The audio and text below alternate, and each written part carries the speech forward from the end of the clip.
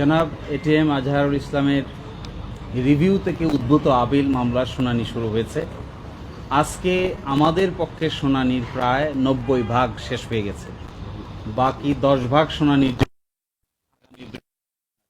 সকালে 1 নম্বর আইটেম আকারে বাকি অংশ শুনানি অনুষ্ঠিত হবে ইনশাআল্লাহ।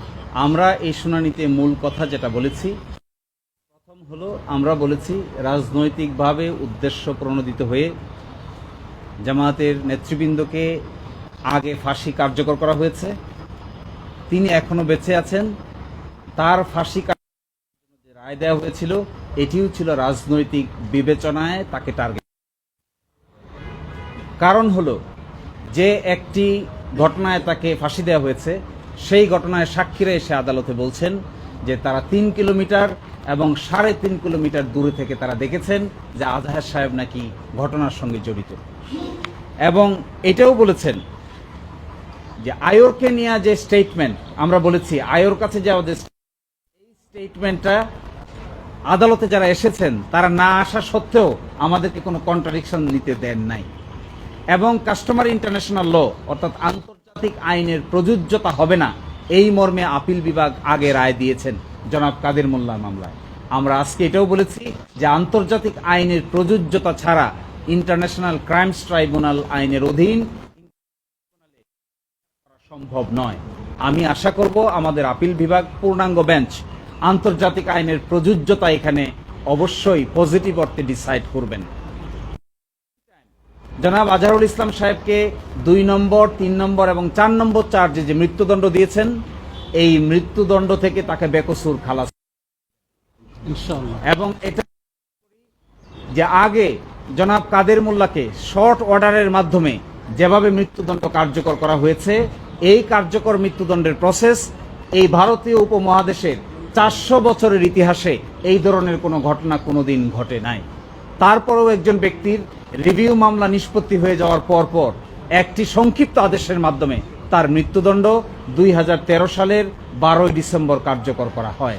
তড়িঘড়ি করে, যেহেতু 14 সালের 5ই জানুয়ারি নির্বাচন হওয়ার কথা ছিল, তাই রাজনৈতিক প্রতিপক্ষকে ঘায়াল করার জন্যই তড়িঘড়ি করে শর্ট অর্ডার দিয়ে একটি মৃত্যুদণ্ড কার্যকর করা হয়েছে।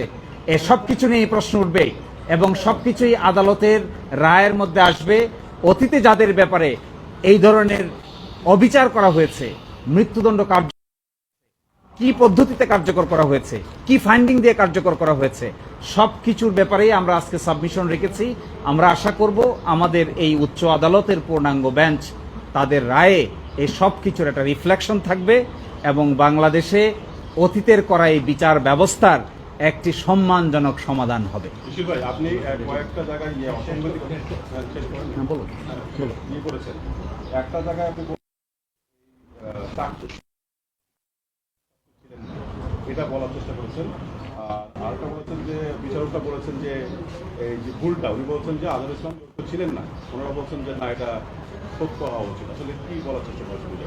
একজন সাক্ষী যিনি 4 নম্বর সাক্ষী ছিলেন রাষ্ট্রপক্ষের, তিনি আদালতে এসে আমাদের ক্রস এক্সামিনেশনের জবাবে বলেছিলেন যে এটিএম আজহারুল ইসলাম সাহেব ঝাড়োয়ার বিলের ঘটনার সঙ্গে জড়িত মর্মে তার কোনো সম্পৃক্ততা নেই, এই কথা আদালতে বলেছেন।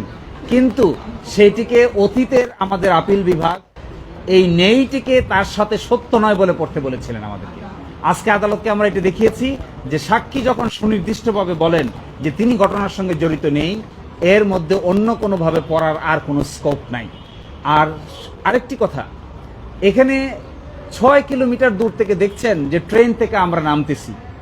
আপনাদের কি মনে হয় যদি কোনো যন্ত্র ছাড়া 6 কিলোমিটার দূর থেকে কোনো মানুষ দেখতে পারে কোনো মানুষ ট্রেন থেকে নেমেছে কিনা, কাউকে গুলি করেছে কিনা, কাউকে অ্যাটাক করেছে কিনা?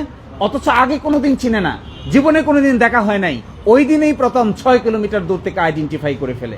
আমরা বলেছি এইগুলো শুধুমাত্র বায়োনিক আই দ্বারাই সম্ভব, বাস্তবে কোনো মানুষের পক্ষে এই ধরনের কাজ করা সম্ভব না। আমরা দেখলাম এই মামলার প্রথমবারের মতো আপনি স্কাইপ ক্যালেন্ডারটার বিষয় আনলেন, একই সাথে সুগরঞ্জন বালির বিষয়টাও আনলেন। আপনি এর আগে এই প্রসঙ্গগুলো কখনো তোলাই যায়নি, এই প্রথমবার আনার পর আপনি বিষয় প্রকাশ করেছেন। আমি কি বলতে চেয়েছিলেন? আমি স্কাইপ কেলেঙ্কারির কথা বলতে চেয়েছি যে স্কাইপ কেলেঙ্কারির সকল ইমেল, সকল অডিও ডকুমেন্ট এবং সকল পত্রিকার রিপোর্ট সবকিছুই আমরা দেশি বিদেশি রিপোর্ট আদালতের সামনে উপস্থাপন করেছিলাম। তখনকার দিনের ট্রাইব্যুনাল আমাদেরকে এই সমস্ত বিষয়ের উপর আর্গুমেন্ট করে বলছেন যে এগুলো আদালতের দেখার বিষয় নয়, অথচ এখনো পর্যন্ত সেই ইমেল কমিউনিকেশন, সেই অডিও স্ক্রিপ্ট এবং সেই আন্তর্জাতিক এই রিপোর্ট ইকোনমিক্স থেকে সব জায়গায় রিপোর্ট হয়েছে, এগুলো সবই আমাদের কাছে রক্ষিত আছে। যদি এমন হয় মাননীয় আপিল বিভাগ এগুলো দেখতে চান, প্রয়োজন সাপেক্ষে আমরা আপিল বিভাগকে এগুলো দেখাবো। আর দ্বিতীয় কথা আমি বলেছিলাম, শুকরঞ্জন বালিকে আদালতের সামনে থেকে একটি সাদা মাইক্রোবাসে করে আইনজীবীদের সামনে থেকে জোর করে ধরে নিয়ে যাওয়া হয়, তাকে পরে ভারতে পাওয়া যায়, ভারত থেকে তাকে সাজা দেওয়া হয়, সেখান থেকে তিনি বাংলাদেশে এখন বাড়িতে বসবাস করছেন। আমরা বলেছি এগুলো প্রমাণ করে যে ওই ট্রাইব্যুনালে যে বিচার হয়েছে তা সব কিছু হয়েছে অসৎ উদ্দেশ্য প্রণোদিত এবং কতিপয় নেতৃবৃন্দকে সাজা দিয়ে রাজনৈতিক উদ্দেশ্য হাসিল করার জন্যই এই সমস্ত কাজ করা হয়েছিল।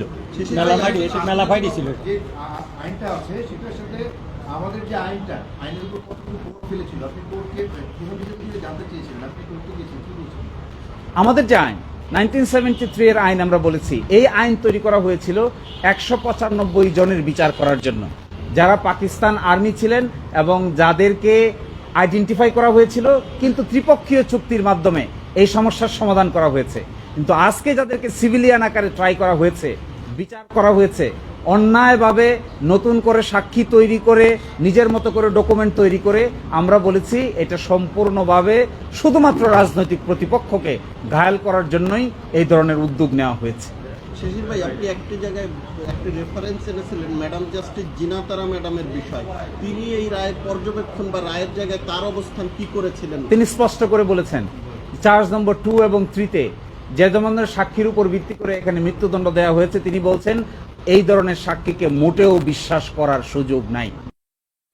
3 কিলোমিটার দূর থেকে যে দেখতে পায় তাকে আমি কি করে বিশ্বাস করি। তিনি এটাও বলেছেন যিনি 6 কিলোমিটার দূর থেকে লুকিয়ে থেকে দেখতে পায় তাকে আমি কি করে বিশ্বাস করব। যিনি নিজের সন্তানের নাম বলতে পারেন না, তার সন্তান কয়জন এটাও বলতে পারেন না, কিন্তু তিনি আসামির নাম বলেন, তাকে কি করে আমি বিশ্বাস করব। এই কথা বলে তিনি এদের সাক্ষ্যগত কোনো মূল্য নাই এবং এদের উপর বিশ্বাস করে কাউকে সাজা দেওয়া যাবে না, এবং এটিএম আজহার সাহেবকে 2 নম্বর চার্জ এবং 3 নম্বর চার্জ থেকে তিনি বেকসুর খালাস দিয়েছেন। ঠিক আছে, ওকে।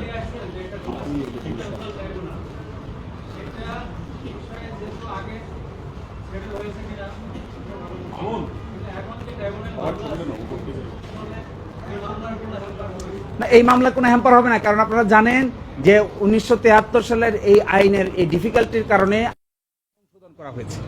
এই আইন সংশোধন করে ক্রাইম এগেনস্ট হিউম্যানিটি সংজ্ঞার মধ্যে ওয়াইড স্প্রেড এবং সিস্টেমেটিককে অ্যাড করা হয়েছে। ফলে এখনকার যে আইনের বিধান আছে এই বিধানে আন্তর্জাতিক মানের কোনো ঘাটতি নাই, কিন্তু অতীতে যা ছিল আমরা সেটাই আর্গুমেন্ট করেছিলাম যে ওয়াইড স্প্রেড এবং সিস্টেমেটিক অ্যাড করা হোক।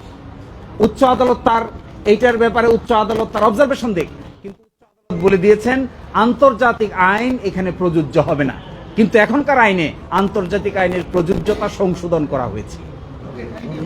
Thank you.